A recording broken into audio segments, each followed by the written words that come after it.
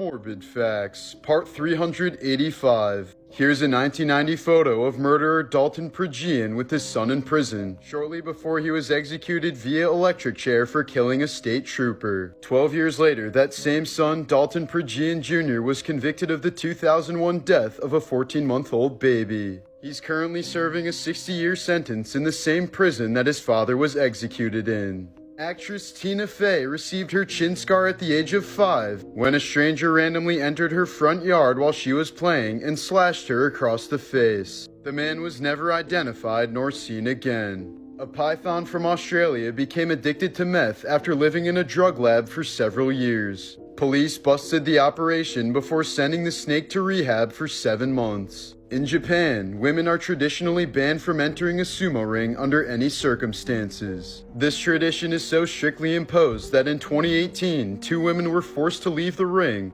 even though they were performing CPR on a mayor who had collapsed inside. Morbid Facts, Part 351. George Wallace was a governor of Alabama who openly supported Jim Crow and segregation. Once his term was over, he helped get his wife elected so that he could subvert his term limit and stay in office. To do so, he kept her cancer diagnosis a secret from her, knowing that the treatment would negatively affect her ability to run. Thus, the first female governor of Alabama died within 200 days of her term. Dewey the cat died in 1910, but meant enough to his owner to be honored with a gravestone that still stands 113 years later. It reads, "He was only a cat, but he was human enough to be a great comfort in hours of loneliness and pain."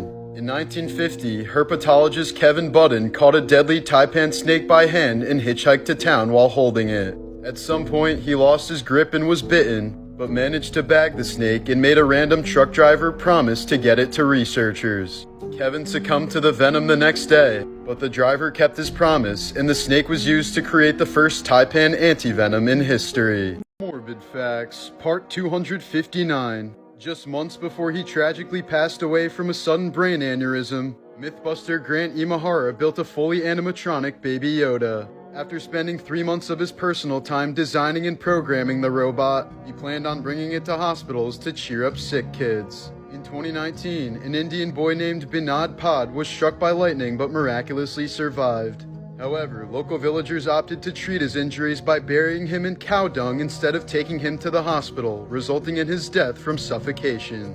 The Iroquois Theater Fire is the worst theater fire to have occurred in the U.S., resulting in 602 deaths and over 250 injuries. Despite being billed as absolutely fireproof, the building broke multiple safety codes that contributed to the high death toll. For example, there were several ornamental doors that looked like exits but led to dead ends. More than 200 people died in one such passageway that they thought was an exit.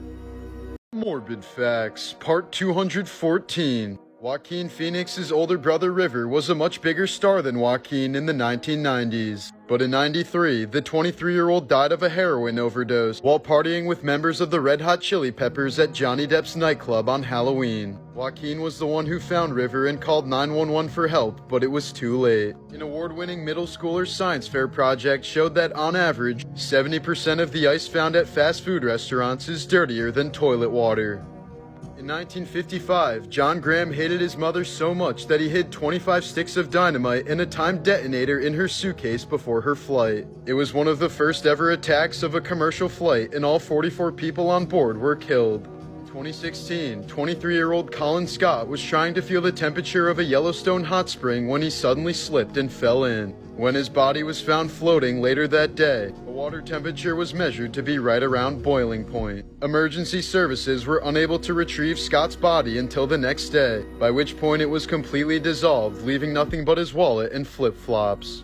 Morbid Facts, Part 141. In 1987, actor Sean Penn spent 60 days in prison for reckless driving and assaulting someone on the set of the film Colors. During his imprisonment, a guard delivered a note to him from fellow inmate serial killer Richard Ramirez. In the note, Ramirez asked for Penn's autograph and said that he should assault the same person again. Penn responded with his own note saying that he hoped that Richard would be executed as soon as possible. And the serial killer didn't write back. In 2017, this Rohingya Muslim man carried his elderly and immobile parents in baskets to escape Burma's death squads. He carried them for over 100 miles in his bare feet before safely reaching Bangladesh 7 days later. Many consider Brazilian serial killer Pedro Rodrigues to be the perfect psychopath because of who he chose to murder. Starting at the age of 14, he's killed over 70 people in total, specifically targeting drug dealers, murderers, and rapists. He spent 42 years in prison before being released in 2018 on good behavior, and now he's a YouTuber.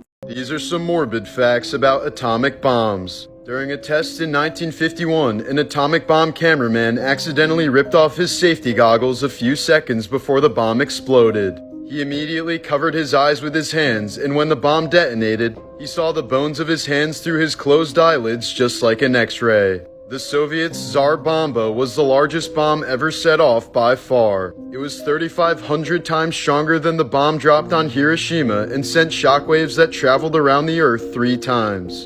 In 1961, the U.S. Air Force accidentally dropped 2 nuclear bombs on North Carolina, each 250 times more powerful than the bomb dropped on Hiroshima, but luckily neither of them exploded. This map shows how far the radiation could have spread if one of them detonated. Not to mention in 1958, the Air Force dropped a 7,600-pound H-bomb in Savannah, Georgia that remains unfound to this day. In 1964, the U.S. Army performed an experiment to see if 3 young physics students could design an atomic bomb. They had no specific knowledge of nuclear weapons and were only given access to publicly available documents. Within 3 years, they succeeded.